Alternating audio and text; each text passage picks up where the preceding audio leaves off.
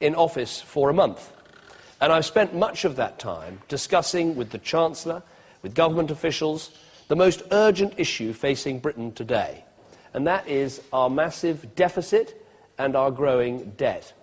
How we deal with these things will affect our economy and our society, indeed our whole way of life. The decisions we make will affect every single person in this country. And the effects of those decisions will stay with us for years, perhaps even decades to come. And it's precisely because these decisions are so momentous, because they will have such enormous implications, and because we cannot afford either to duck them or to get them wrong, that I want to make sure we go about the urgent task of cutting our deficit in a way that is open, responsible, and fair. I want this government to carry out Britain's unavoidable deficit reduction plan in a way that tries to strengthen and unite our country at the same time. I have said before that as we deal with the debt crisis, we must take the whole country with us, and I mean it. George Osborne has said that our plans to cut the deficit must be based on the belief that we are all in this together, and he means it.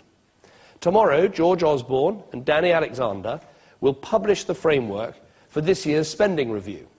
They will explain the principles that will underpin our approach and the process we intend to follow, including, vitally, a process to engage and involve the whole country in the difficult decisions that will have to be taken.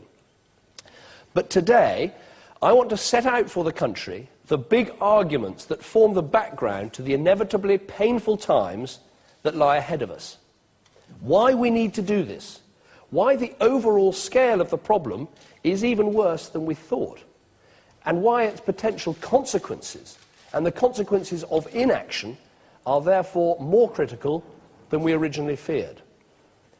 There are three simple reasons why we have to deal with the country's debts. One, the more the government borrows, the more it has to repay. The more it has to repay, the more lenders worry about getting their money back. And the more lenders start to worry, the less confidence there is in our economy. Two, investors, people lending us this money, they don't have to put their money in Britain. They will only do so if they are confident that the economy is being run properly.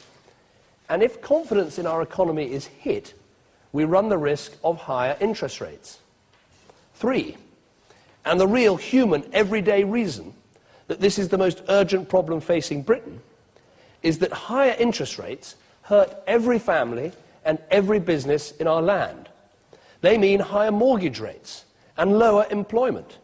They mean that instead of your taxes going to pay for the things we all want, like schools and hospitals and police, your money, the money you work so hard for, is going on paying the interest on our national debt. That's why we have to do something about this. The argument that we've consistently made for urgent action to start tackling the deficit this year and an accelerated plan for eliminating it over the years ahead has already been backed by the Bank of England and the Treasury's own analysis. It has been made more urgent still by the sovereign debt crisis in the Eurozone over recent months. The global financial markets are no longer focusing simply on the financial position of the banks. They want to know that the governments that have supported the banks over the last 18 months are taking the actions to bring their own finances under control. And this weekend in South Korea, George Osborne received explicit backing from the G20 for the actions this government has already taken. Around the world, people and their governments are waking up to the dangers of not dealing with their debts. And Britain has got to be part of that international mainstream as well. So we're clear about what we must do. We've also been clear about how we must do it. As the Deputy Prime Minister has said, in a way that protects the poorest and the most vulnerable in our society, in a way that unites the country rather than divides it, and in a way that demonstrates that we're all in this together. And we should be clear, too, that these problems have not just appeared overnight. I think people understand by now that the debt crisis is the legacy of the last government. But exactly the same, I believe, applies to the action we will need to take to deal with it. If there are cuts, they are part of that legacy. And now that we've had a chance to look at what's really been going on, I want to tell you the scale of the problem that we face. Now, we've known for a long time that our debts are huge. Last year, our budget deficit was the largest in our peacetime history. This year, at least according to the previous government forecasts, it is set to be over 11% of our GDP, of our whole national income. Today, our national debt stands at £770 billion. Within just 5 years, it is set to nearly double, to £1.4 trillion. To put it in perspective, that is some £22,000 for every man, woman and child in our country. Now, we knew this before. Soon, the Independent Office for Budget Responsibility will set out independent forecasts that will show the scale of the problem we're in today. For the first time, people will be able to see a really, truly independent assessment of the nation's finances and the size of the structural deficit. This important innovation has been noticed around the world and I believe will help restore confidence in our fiscal framework. But what I can tell you today, and what we did not know for sure before, in fact what we could not know because the previous Chancellor of the Exchequer did not make the figures available, is how much the interest on our debt is likely to increase in the years to come. Now, we've looked at the figures, and based on the calculations of the last government, in 5 years' time, the interest we're paying on our debt, the interest alone, not the debt itself, just the interest we're paying on that debt, is predicted to be around £70 billion. That is a simply staggering amount. No wonder the previous government refused to publish this piece of information. Let me explain what it means. Today, we spend more on debt interest than we do on running our schools.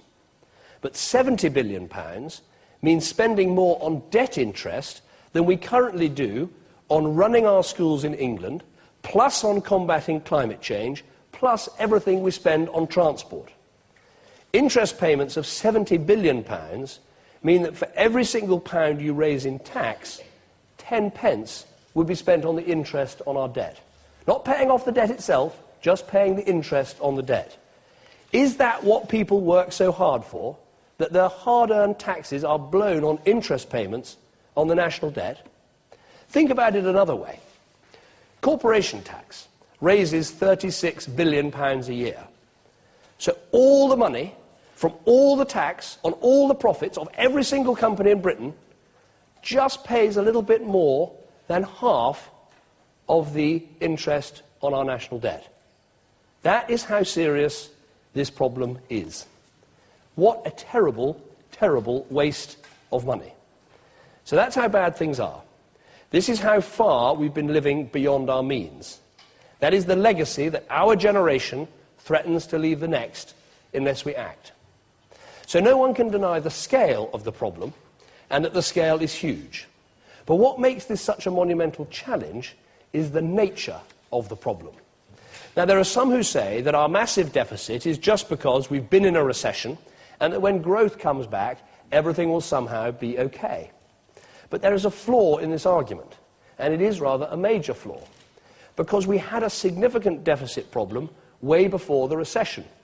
In fact, much of the deficit is what they call structural, a problem built up before the recession, caused by the government spending and planning to spend more than we could afford. So it had nothing to do with the recession. And so growth, a return to growth, will not sort it out. This really is the crux of the problem we face today, and the reason we can't just sit here and hope for the best.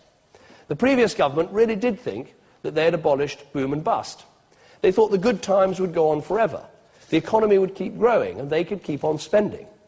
But the truth about that economic growth, and the tragedy, is that it was based on things that could never go on forever. Their economy was based on a boom in financial services, which at its peak accounted for a quarter of all corporation tax receipts. But this was unsustainable because the success of financial services, a great and important industry, was partly an illusion, conjured from years of low interest rates, cheap money, and a bubble in the price of assets like houses. Their economy was based on a boom in immigration, which at one point accounted for a fifth of our annual economic growth. But this was unsustainable because it's just not possible to keep bringing more and more people into our country